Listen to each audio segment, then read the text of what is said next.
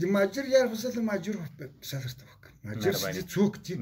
مهاجر ګوره، مهاجر زموږ مهاجر چې دي هغه خلک دي چې کمونستانو یا روسانو په افغانستان باندې یرغل وکړو او دا خلک له ډېر سخته ظلمه څخه ډېر مسلمان و مهاجر شو، خپل وطنونه یې پرېښوو، کاریزونه یې پرېښوو، علاقې یې پرېښووې، مالداري هلته مالدارانو مالدارۍ پرېښووې، خرڅ یې کړې، ختمې کړې.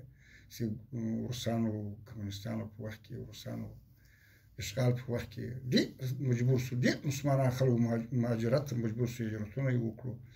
بیا چې ولاړو په ډېر ظلم باندې ولاړو، بیا چې ولاړو دی نه دي کېنستلي، بېرته یې مخ را وګرځاوه پر افغانستان باندې، جهاد یې شروع کړو چې څو یې شهیدان ورکړو، قربانۍ یې ورکړې، معیوبین پیدا شول د هغو مهاجرو څخه او د داخل خلک ټول سره ملګري وو. هغه مهاجر هلته پاته وو. بیا دا بل دغه پر راغی، دا بل انقلاب د امریکایانو باندې راغی، د هغو یرغل باندې راغی.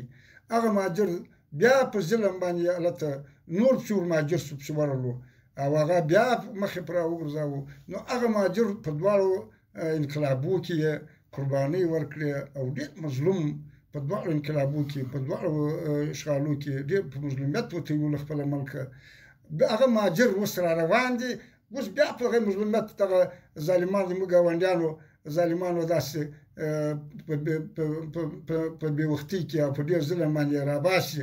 نو دغه مهاجر چې دي دا د احترام او د اعزاز وړ دي، ځکه امارت مټې ورته رانغښتې دي، خدمت یې کوي، یا د امارت ځمکې هم ورکوي او دونه سهولتونه یې په دغه ښارګوټو کې ورته برابر کړي دي. ستوري صاحب برما اوبه نل سره جامه ورته جوړول، مکتب ورته جوړول، مدرسه ورته جوړول، ادارې ځمکه ورته برابرول، پارک ورته برابرول.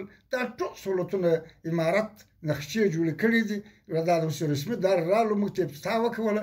حتی د ټولو مهاجرو د کمیسیون رئیس دغه حنیفي صاحب عبدالسلام حنیفي صاحب هغه خپله راغی، د شهرزادۍ وزیر صاحب محترم خپله راغی، دلې هغه رالو دا افتتاح وکوله او دا نقشه یې موږ ته راښکاره کړه، نقشه یې ورکړه او شهرزادۍ ته چې دا تطبیق کړه پر دې ځمکه باندې ماجد جلا ورته معلوم کړه دا دوی جوړوي، دا امارت جوړوي.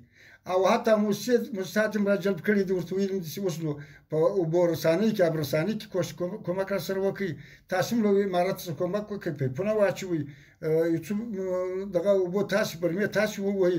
دا هم وعده را سره کړې ده. حتی د کورو شلټر په باره کې، د کورو په باره کې هم وعده را سره کړې ده چې زیربنا موږ کورونه درته جوړوو، موسساتو یونسار او داسې NRC دې انشاءالله ډېرو موسسو DRC دې وعده را سره کړې ده انشاءالله تعالی چې دا نقشه برابره شي، دا نقشې ته ماتلو یو پر ځمکه نقشه تطبیق شي، د کاغذ پر ځمکه تطبیق شي کاغذ نقشه برابره شي انشاءالله تعالی. دغو موسساتو ټولو موږ سره وعده کړې ده چې انشاءالله موږ به د مهاجرو سره کومک کوو، ځکه چې دا معزز خلک دي، دا ټول دغه شهیدانو او د مجاهدینو کورنۍ دي اوس را نقل شوي د دې راغلي دي.